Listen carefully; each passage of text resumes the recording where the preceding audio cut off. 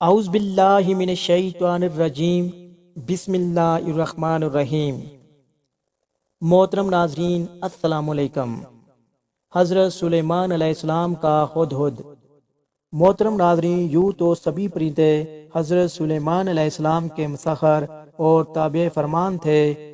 لیکن آپ کا ہدہد آپ کی فرما برداری اور خدمت گزاری میں بہت ہی مشہور ہے۔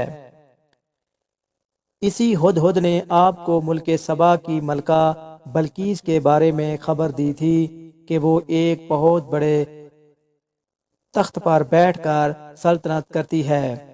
اور بادشاہوں کے شایان شان جو بھی سر و سامان ہوتا ہے وہ سب کچھ اس کے پاس ہے،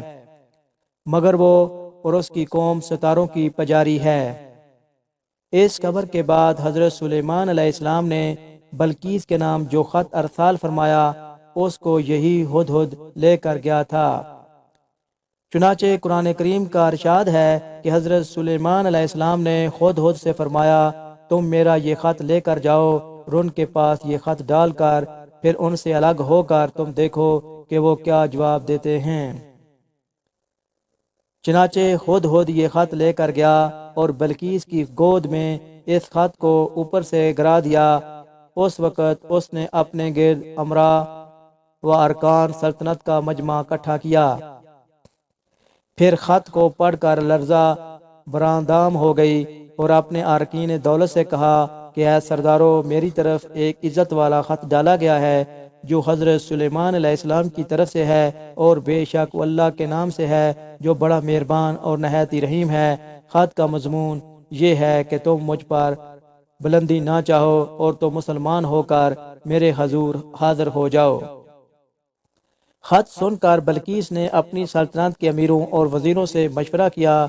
تو ان لوگوں نے اپنی طاقت اور جنگی مہارت کا اعلان و اظہار کر کے حضرت سلیمان علیہ السلام سے جنگ کا ارادہ ظاہر کیا۔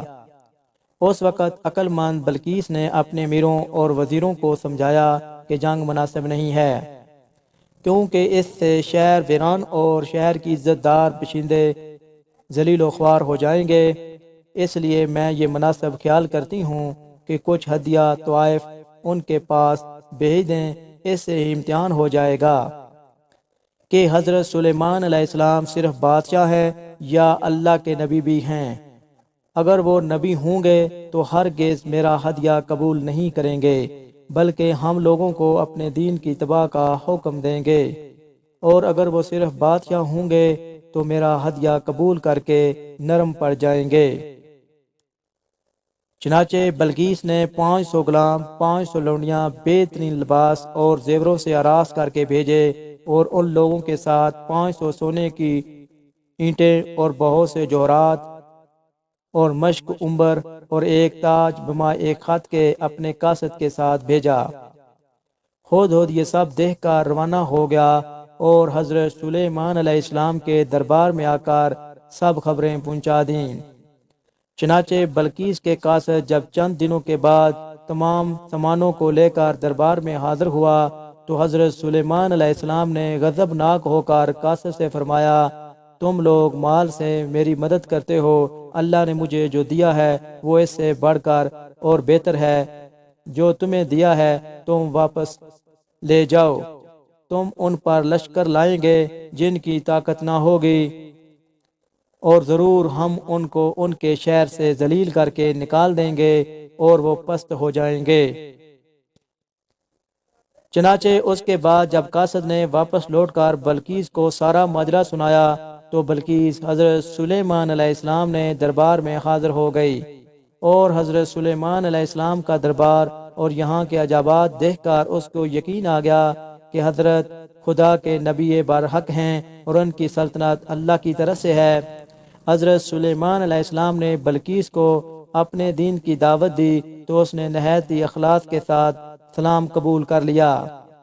اس سلسلے میں ہدہد نے جو کارنامے انجام دیے وہ بلا شبہ عجائبات عالم میں سے ہے، جو یقیناً حضرت سلیمان علیہ السلام کے معجزات میں سے ہے۔